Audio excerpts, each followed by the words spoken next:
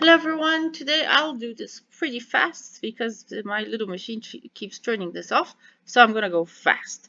We have the Duda versus Van Foreest game today from the Prague Festival, June 2021. It just happened today, which is the 18th of June. And I want you to concentrate on how Duda uses the power of the rook very fairly early in the game.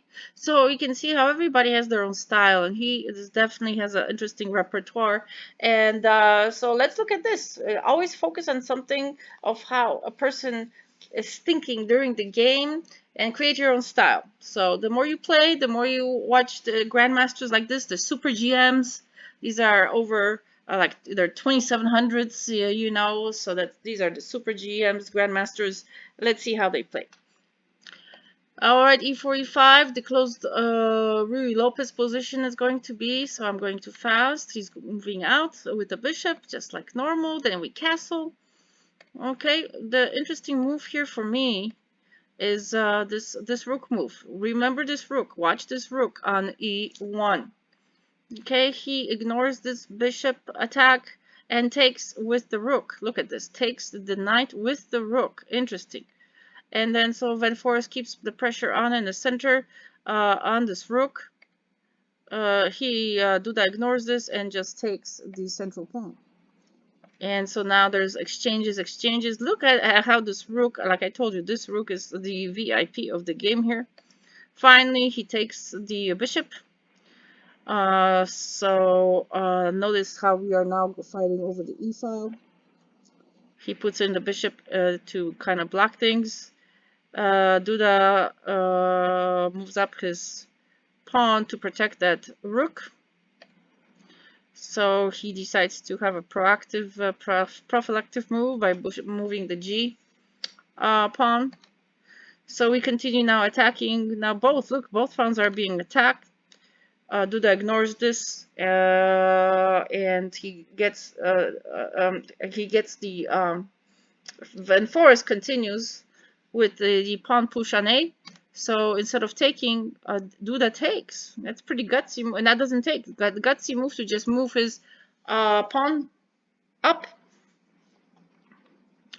Not really worried there that the A pawn is so close to promotion. There's no way he can move unless he can bring some reinforcements in. But at this point now, we continue. Van Foreest is attacking the knight. So he takes instead, moves that tempo and moves in to take the central pawn. Finally, Van Foreest castles. Duda takes his time to move in with the queen to protect the pieces there. Look at all the pieces being protected here by the queen. Nice move. And at the same time, we're still eyeing that bishop here. So the bishop moves back, and now the knight moves back. The bishop is attacking the queen. No matter here, look at what the VIP rook has done. He has just moved up and just kept gobbling and gobbling up. Finally, Van Foreest gets rid of the bishop. I mean the knight. Excuse me, the rook that was so. I need more coffee today. The rook that was so VIP in the game. So he now takes this pawn. And after all the dust is settled at this point, we are just on move 19. And look at the positioning here of how many pawns we have versus how many pawns Van Foreest has. Interesting. Okay. Pretty aggressive movements. So Van Foreest wants to take over the e-file. Duda says, not today. I'm putting in the knight there to stop this kind of flow.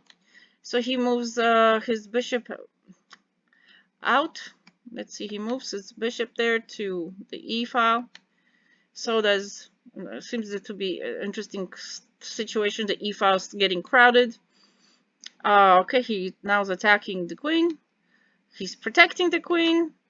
He's trying to go after the protector of the queen, the knight here. So finally, Duda moves the queen.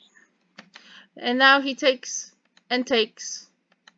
And we have another interesting fight for position. Look for the central position of the center of the board. This has been a fight, quite a bit of a long fight here for the center. Okay, that's a very nice move. The king moves in to become active and protect that bishop. We are moving in, trying to exchange queens. Duda says not yet. Okay, so he starts to move the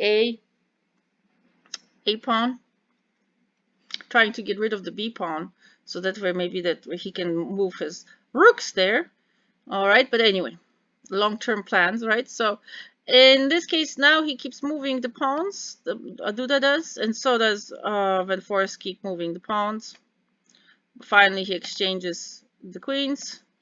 Continue moving pawns. Now we have a double rooks on the e-file again, but poor bishop. So he brings reinforcements here to protect that bishop. We are now going against the pawn on g5. He takes the pawn. And so, okay, so Van Foreest says, okay, so I'm just going to move in with my f pawn to protect that rook. So Duda says, no problem, I'm just going to move up my pawns. And so Van Foreest sees that isolated pawn on h5, h6. Duda says, that's fine, but I'm going to move on my pawns too. And so he takes, and takes. So there's lots of taking here again. Here, Duda continues his pawn push. Now he tries to stop it. He now protects the pawn at the same time eyeing the a3 pawn. Nice moves. Do you see how the more moves like these you have, the better chances you have of winning when you're doing more than two things at the same time. All right, so he moves in the king. Now we're eyeing the pawns. So it's a fight for the pawns. Who can reach promotion first? Okay. Do you see this? Do you see this? Do you see? We have a first check here. So he just moves over. Another check. Just moves over. Okay. Fearless kind of situation here for Duda. He's up in material, especially pawns. Could be promoted, whereas Van Foreest has one pawn left. And it's being eyed by the rook on a5. Okay, he moves in with the bishop.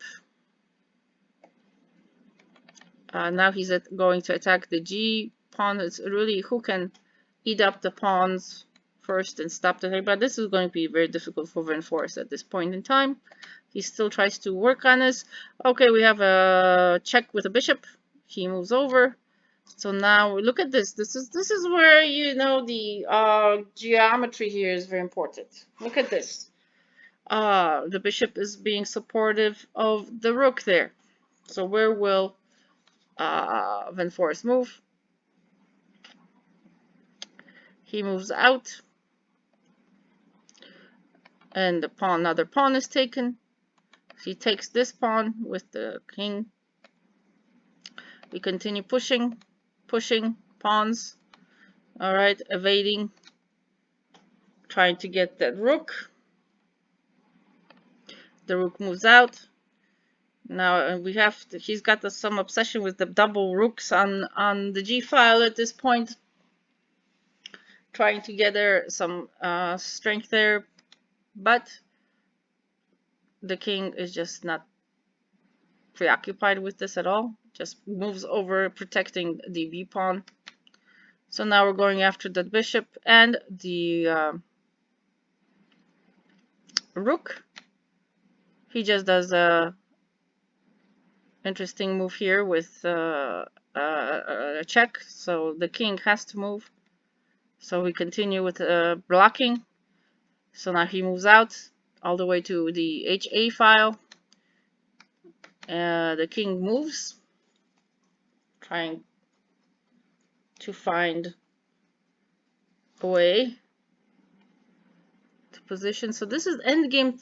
A very endgame is very important here. Always to understand and have your knowledge base very deep with endgame ideas.